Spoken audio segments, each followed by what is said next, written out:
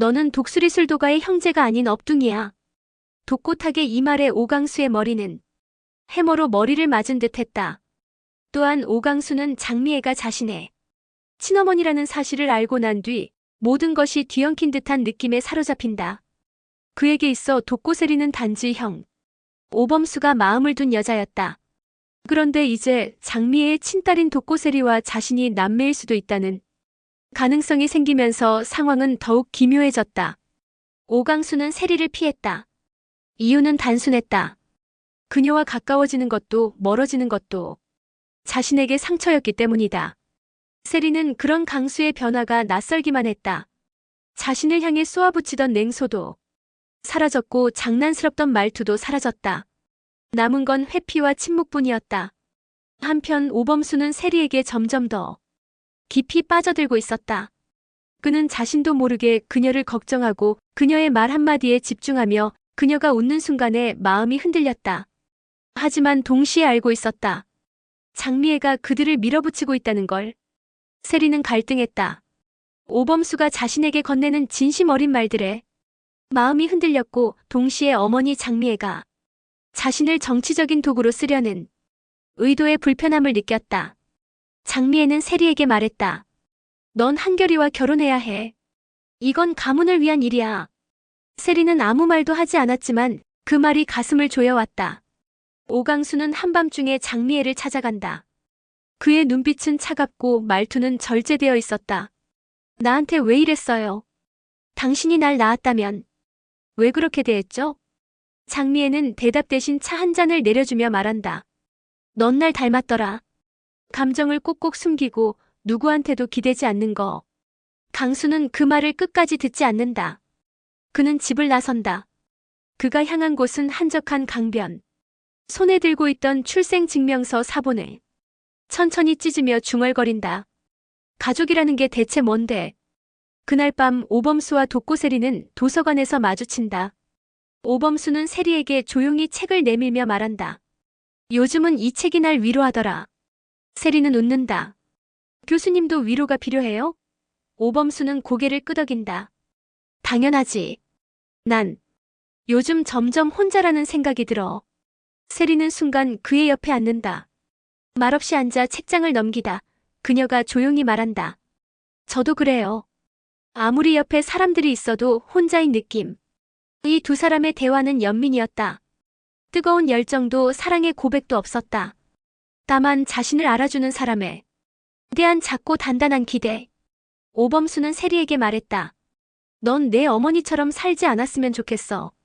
세리는 그 말에 눈을 떴다.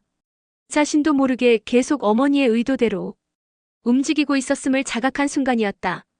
그 순간 세리의 눈빛이 달라졌다. 그녀는 조용히 입을 열었다.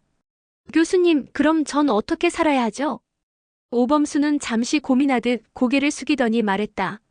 자기 삶의 주인이 되는 거야. 누구의 딸도 누구의 약혼자도 아닌 독고세리라는 사람으로. 그 말은 세리의 가슴 깊은 곳을 건드렸다. 그녀는 마음속에서 억눌러왔던 한 문장을 삼켰다. 난 한결이랑 결혼하기 싫어요. 그 사람한텐 미안하지만 감정이 없어요. 이 고백은 처음이었다. 세리는 처음으로 자신의 선택에 대해 입 밖으로 꺼낸 것이었다.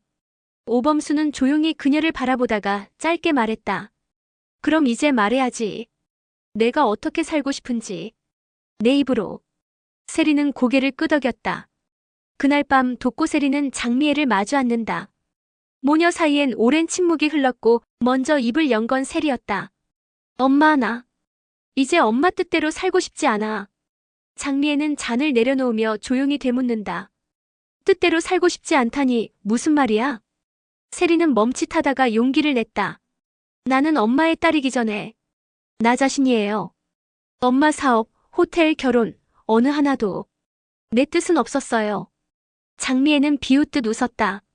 넌 아직 세상이 얼마나 무서운지 몰라. 보호해주려는 걸 왜 거부해?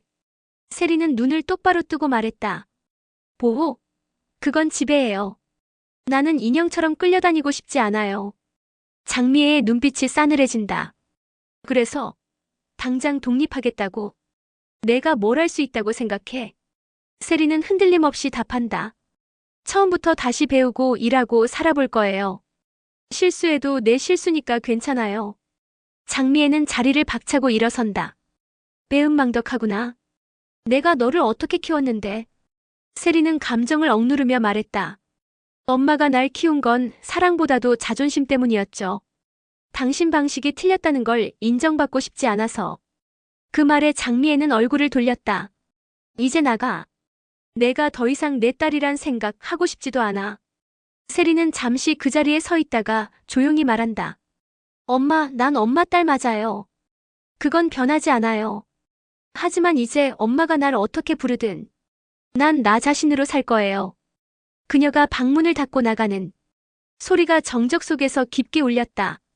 그 시각 세리는 곧장 오범수를 찾아가지 않았다. 대신 그녀는 혼자 강변을 걷기 시작했다. 불어오는 바람에 머리가 흩날렸고 고요한 물결처럼 그녀의 마음도 복잡하게 일렁였다. 어디에도 기댈 곳 없다는 감각. 그러나 동시에 이제 어디에도 끌려가지 않아도 된다는 해방감. 그녀는 오범수라는 존재를 마음속 어딘가에 새기고는 있었지만 그것이 연민인지 존경인지 또 다른 감정인지는 아직 스스로도 정의할 수 없었다. 다만 분명한 건 그는 자신에게 스스로의 삶을 생각하게 해준 첫 번째 어른이었다는 점이었다. 한편 독수리 술도가에선 또 다른 파장이 일어나고 있었다. 오강수 그는 전날 밤 아무 말도 없이 사라졌고 누구도 그의 행방을 알지 못했다.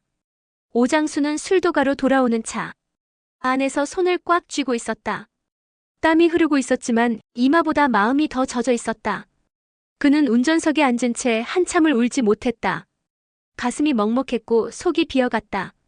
그토록 지키고자 했던 가족이 자신에게는 애초에 존재하지 않았던 것일지도 모른다는 생각에 그는 방으로 들어오자마자 서랍을 열어 오래된 가족 사진을 꺼냈다. 모두 웃고 있는 사진 속 자신만이 조금 비껴나 있다. 그 사실을 왜 지금에서야 알아야 했을까? 그리고 그 진실은 누구를 위한 비밀이었을까? 오장수는 조용히 중얼거렸다. 내가 장미애의 아들이라니 이건 사실이 아니야. 내가 직접 밝혀낼 거야. 오장수의 출생의 비밀이 드디어 밝혀지는 것일까?